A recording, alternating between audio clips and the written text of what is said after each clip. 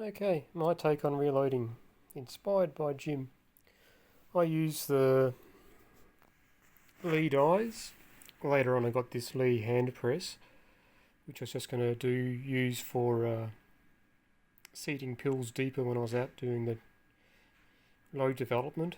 So at the range I could seat them a bit deeper and a bit deeper, and never really done that. But now I use it for depriming, and then I later use it for neck sizing. I got a Redding press,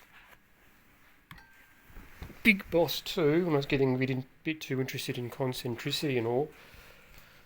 But that has a different. This press has cam over, where it hits the bottom, then it rocks past, and it doesn't really work too well with the Lee neck die. It's a bit too casually powerful. If you don't set it properly, you'll dint the mandrel in the middle of the Lee neck die. So I've started doing my own neck sizing on this. I do neck sizing because you don't have to use lube. One less process, putting it on and then cleaning it off. And you're only sizing the neck, so you're not putting the rest of the brass through stress, pushing the shoulders back every time, then fire forming them forward. This only works for reloading brass for one rifle, so you can't swap brass between rifles normally with this process because the headspace will be different, i.e. the distance from the base of the cartridge to the shoulder. So I deprime with this, taps out the primer, and gently forms the necks a little bit if we're out of shape. Then I like to I'll change my process around a bit. Usually, sometimes I clean them, but I've left the cleaning to the end now in case I have to trim them and chamfer them, so I can clean off the swarf, the cuttings from that. So after I've deprimed them, I will primer pocket clean them. And I found from my experience, where's the camera? Oh, up there. These primer pocket cleaners, the Redding, but they're the wire ones. They work the best. My Sonic cleaner, that'd probably take it out, but I give them a brush with that wired primer pocket cleaner to get rid of the excess. So Sonic cleaning, I used to use just citric acid, which is commonly available and cheap, and dish detergent, sometimes some cream of tartar, but I found it wasn't getting the carbon out from inside the neck very easily. So, because I'm neck sizing, I am checking headspace. So I'll get a Hornady headspace comparator gauge, so the shoulder will just fit in there, and I'll put it into the holder. And so I'll work out what is the maximum headspace I want for my cartridges. So you check them all, you find the longest one, and then you see if the longest one chambers easily in your rifle. There's different theories here.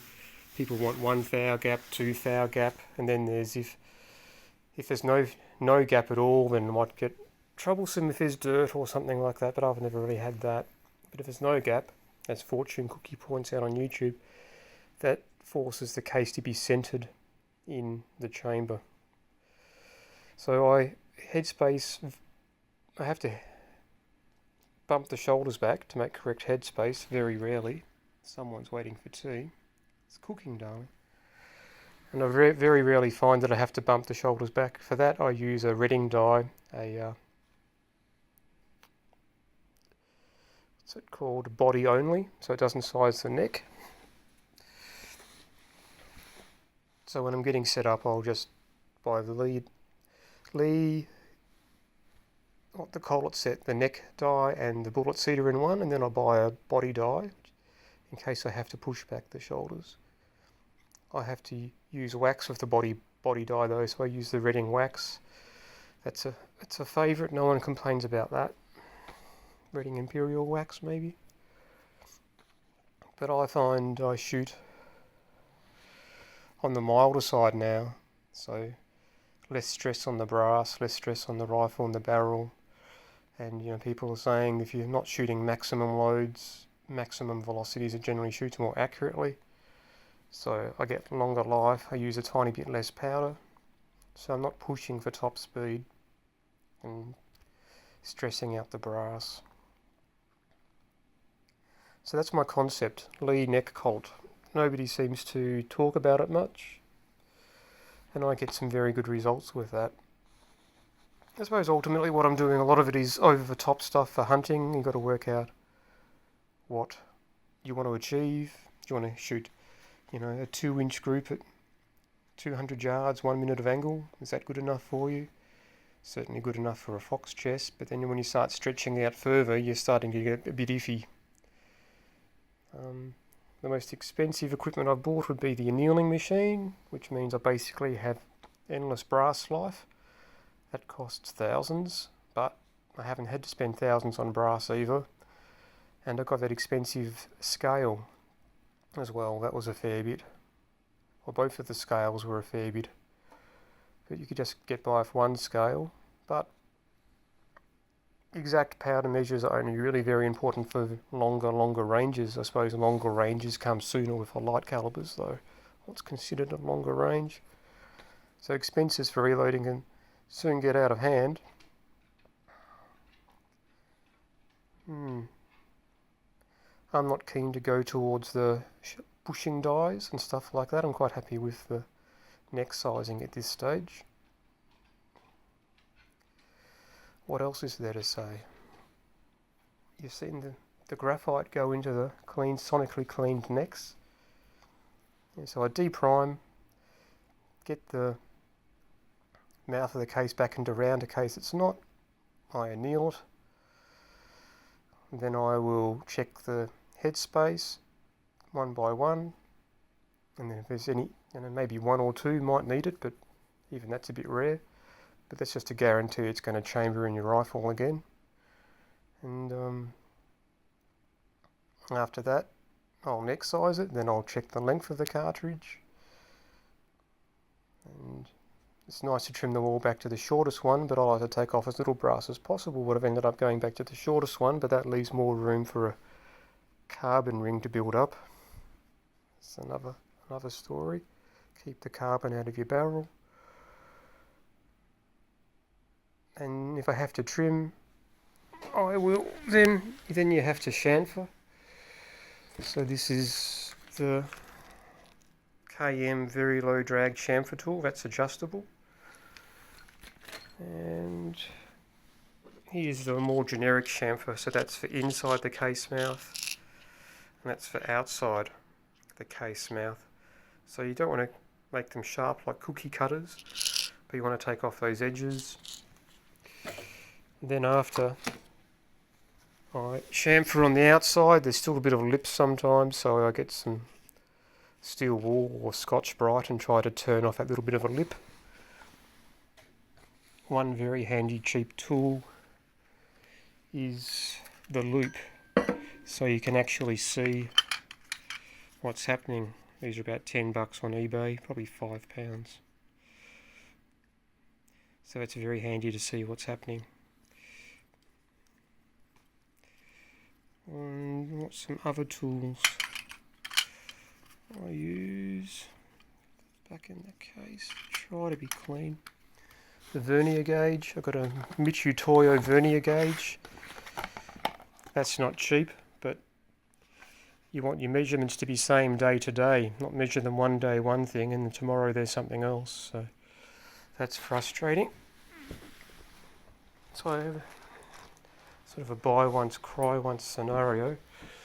But there are workarounds for most of these tools too. So that's my Michu Toyo digital vernier gauge. I was thinking of going analog.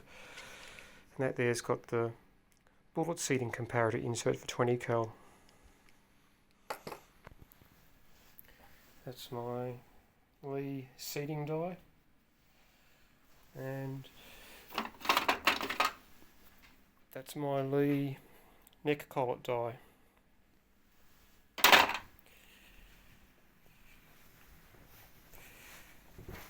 How deep do you seat the round? There's another tool